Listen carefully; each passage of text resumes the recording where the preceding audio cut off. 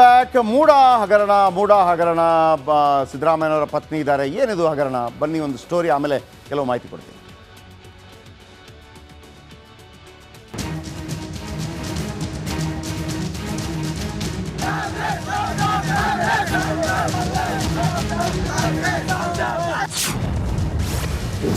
ಬಗ್ಗಿದಷ್ಟು ಬಯಲಾಗ್ತಿದೆ ಮೂಡ ಹಗರಣ.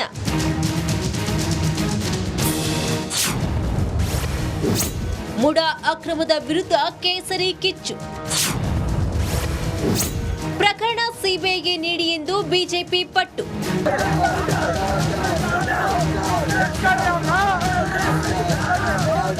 ಮೂಡಾದಲ್ಲಿ ನಡೆದಿದೆ ಎನ್ನಲಾದ ಸೈಟ್ ಹಂಚಿಕೆ ಹಗರಣ ರಾಜ್ಯ ರಾಜಕಾರಣದಲ್ಲಿ ಅಲ್ಲೋಲ ಕಲ್ಲೋಲ ಸೃಷ್ಟಿಸಿದೆ. ಕಾನೂನು ಗಾಳಿಗೆ ತೂರಿ ಸೈಟ್ ಹಂಚಿಕೆ ಮಾಡಿರುವ ಆರೋಪ ಕೇಳಿ ಬಂದಿತ್ತು. ಇದರಲ್ಲಿ ಸಿಎಂ ಸಿದ್ದರಾಮಯ್ಯರ ಪತ್ನಿ ಪಾರ್ವತಿ ಅವರಿಗೂ ಸೈಟ್ ಹಂಚಿಕೆ ಮಾಡಲಾಗಿದ್ದು ಭಾರಿ ಹಲ್ಚಲ್ ಎಬ್ಬಿಸಿದೆ. ಇನ್ನು ಕೇಸ್ನ ಸಿಬಿಐಗೆ ವಹಿಸುವಂತೆ ಬಿಜೆಪಿ ಪಟ್ಟು ಹಿಡಿದಿದೆ.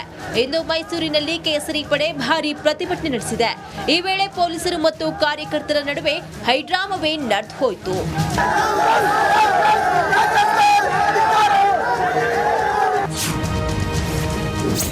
ಸಿಎಂ ಡಿಸಿಎಂ ವಿರುದ್ಧ ಬಿಎಸ್ವೈ ವಾಗ್ದಾಳಿ. ಮೂಡಾದಲ್ಲಿ ಬೃಹತ್ ಅಕ್ರಮದ ವಾಸನೆ ಬರ್ತಾ ಇದ್ದಂತೆ ಕಾಂಗ್ರೆಸ್ನ ಕಟ್ಟಿ ಹಾಕಲು ಬಿಜೆಪಿ ಪ್ಲಾನ್ ಮಾಡಿದೆ. ಅಲ್ಲದೆ ಸರ್ಕಾರ ವಿಸರ್ಜಿಸಿ ಚುನಾವಣಾ ಎದುರಿಸುವಂತೆ ಸಿದ್ದರಾಮಯ್ಯಗೆ ಬಿಎಸ್ವೈ ಸವಾಲ್ ಹಾಕಿದ್ದಾರೆ.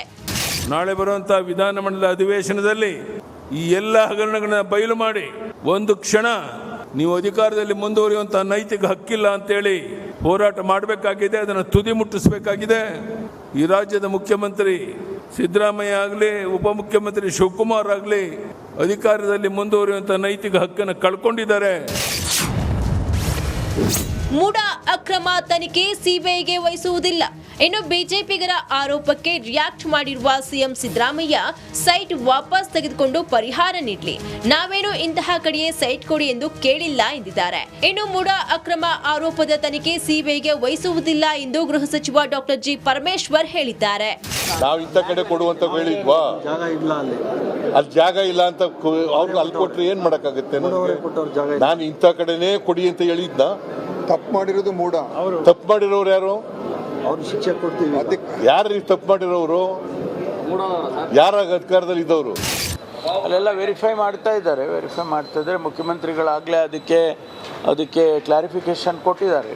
ಅದೇ ಎಲ್ಲವನ್ನು ಸಿ ಬಿ ಐಗೆ ಕೊಟ್ಬಿಟ್ರೆ ಅತ್ಲಾಗಿ ಇಲ್ಲಿ ಏನು ಮಾಡೋಂಗೇ ಇಲ್ಲ. ಪ್ರತಿಯೊಂದಕ್ಕೂ ಸಿ ಬಿ ಐ ಕೇಳ್ತಾ ಇದ್ದಾರೆ. Best is to give everything to C B I.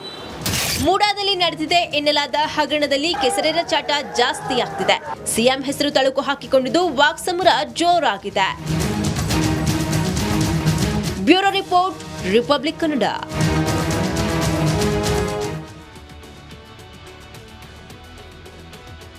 ಒಂದು ಕಡೆ ಮುಖ್ಯಮಂತ್ರಿ ಮತ್ತು ಮುಖ್ಯಮಂತ್ರಿ ಪತ್ನಿ ಹೇಳೋದು ಕೂಡ ಕರೆಕ್ಟ್ ಇದೆ.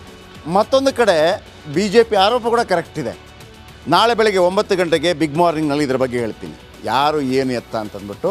ಸೊ ಇದು ಇವತ್ತಿನ ಕರ್ನಾಟಕ ಪ್ರೈಮ್ ಟೈಮ್. ನಾಳೆ ಇದೇ ಸಮಯಕ್ಕೆ ಮತ್ತೆ ಭೇಟಿಯಾಗೋಣ. ರಿಪಬ್ಲಿಕ್ ಕನ್ನಡ, ಇದು ನಿಮ್ಮ ಧ್ವನಿ. ಸರ್ವೇ ಜನ ಸುಖಿನೋ ಭವಂತು. ಶುಭರಾತ್ರಿ.